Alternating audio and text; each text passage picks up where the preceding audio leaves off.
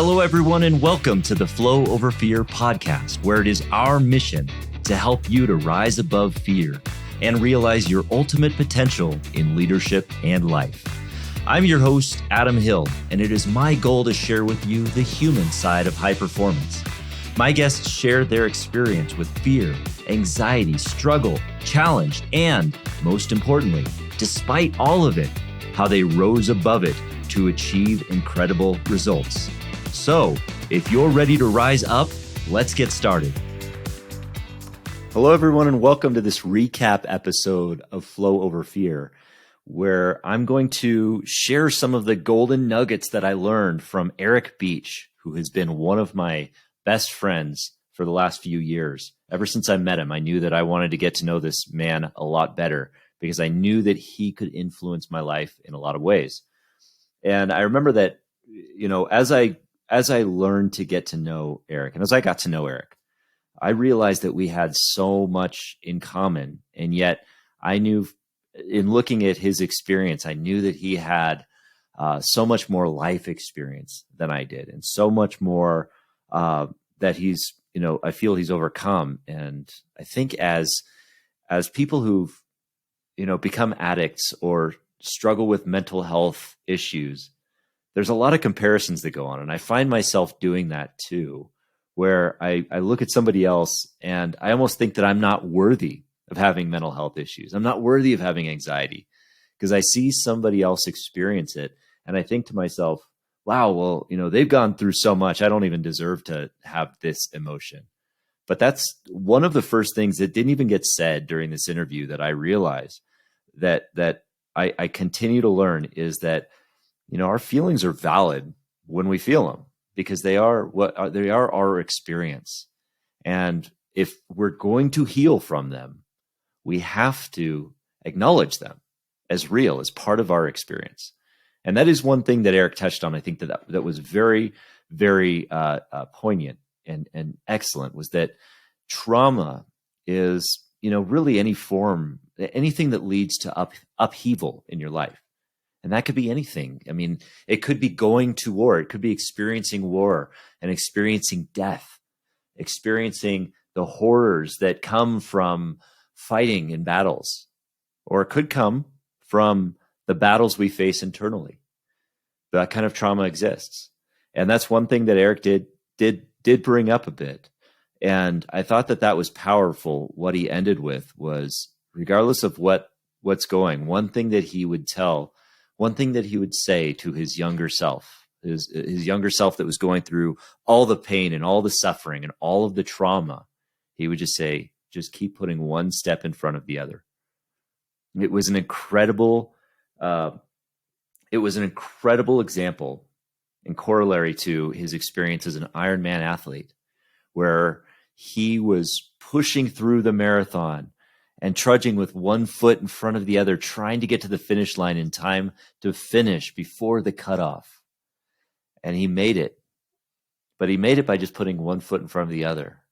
And it was a valuable lesson in just staying present. So that was powerful. And, I learned a lot over the course of this call about, some of the experiences Eric went through.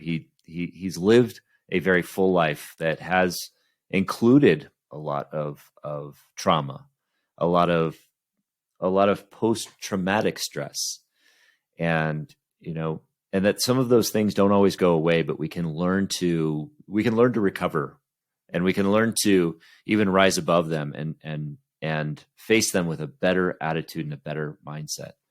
I learned from him the power of interaction. One of the most important things he said in this interview that I had with him was that hate does fade. Hate does fade. Hate is an element of fear. Obviously, if we're experiencing deep fear, a lot of times that manifests as hate, but it's not necessarily hate that we're experiencing. It's just an extreme dislike. We just don't want it in our lives. We don't want that thing in our lives.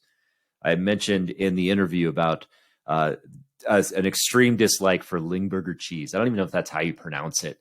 Maybe you pronounce it some other way, but It's just as distasteful to say as it is to eat. But that's something we dislike. We don't necessarily hate that, because Eric, in his experience, says that he had experienced hate. He experienced friends that had been kidnapped in Iraq, soldiers that had later been found executed. These were friends of his that were trying to make peace, that were kidnapped and executed, and that led him to hate those people. But what he learned throughout that process was that hate does eventually fade, and it fades. It heals through interaction, through connection. When he started connecting and interacting with the people that he hated, that hate faded, and he began to understand.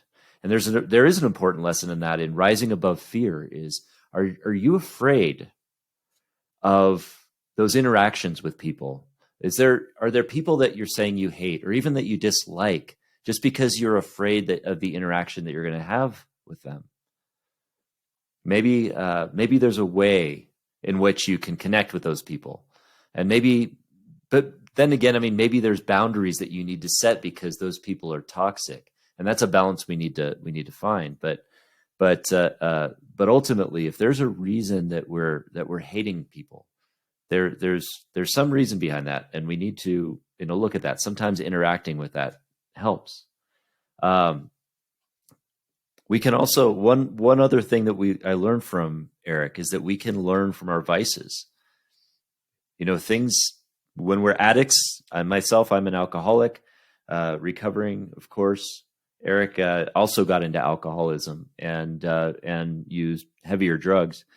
And he said that, he did learn something from them, although that they were powerfully, corrupted him as they corrupted me. They can be powerful teachers in a lot of regards in terms of what we can, what we can learn from them. So what can we learn from things like our alcoholism or this? What are they telling us about what we're afraid of? There's powerful statements in that. And those are things worth considering. But speaking of powerful teachers, Eric mentioned something very great in this. And he talked about the power of teachers when he grew up. There were a few teachers that he had that had abused him, that, even some people that he trusted, adults that he trusted, that were inappropriate with him in a number of ways. And, a few of them manipulated the system so that he was caught in the middle of that, and perhaps got, some bad grades from time to time because of experiences that he was having with those teachers. But the power of one teacher to change lives, to change his life was so powerful. His choir teacher had once told him the line, "Now is the time to fail." And he told him that his senior year. And when he heard that statement, it resonated with him. It gave him permission to be himself. And that's a powerful thing for all of us. If we're experiencing this fear or this desire to be accepted in our environment, this desire to become part of the cliques that we want to be in, when we're given permission to be ourselves, that's where that is one element of allowing us to rise above fear, is when we have that level of authenticity, of being genuine, of being able to be ourselves. And sometimes it just takes a teacher, someone that we can trust to tell us that. And I've been fortunate in my life to know a lot of really good teachers. I've had my own teachers. I also have a lot of friends now that are teachers, and I thank them all the time for the lessons that they teach us. They are very, very powerful. Eric continues to be an influence in the world of filmmaking and YouTube. He has a channel called The Journey Well, and it's such a powerful channel, but it's such an unconventional. It's an unconventional tool that he's using to convey his message. His message is really related to healing, to being, to self-improvement, and to really to telling a good story. But the means by which he's telling that story, and Eric is a fantastic storyteller. If you don't believe me, listen to the episode. But the method that he uses to tell that story is tarot cards. The thing that we that many of us tend to look at and think that it's hocus pocus. But I will tell you, my friends, I am a convert on tarot now, because I recognize that the cards itself, there's nothing. It's not necessarily that Eric is channeling the inner spirits of this dimension or whatever. No, it's that he's creating a conversation. He's creating a story just by drawing a card and saying, "This picture, what does it invoke? What emotions, what experiences does that show in you?" It's almost, and psychologists have been doing this for decades, if not centuries. They've been holding up pictures and saying, what emotions, what attitudes does this bring up in you? And that is a way of healing. And when Eric does that on his show, combined with the quality of the story that he's telling, because he's a powerful storyteller, it comes off as a very, very strong message. And that's what we get from Eric, is that really, really strong message. So I encourage you to listen to the episode, especially once you get to the end where he starts drawing cards, he starts demonstrating his talents there, because I can learn a lot. We can all learn a lot from Eric.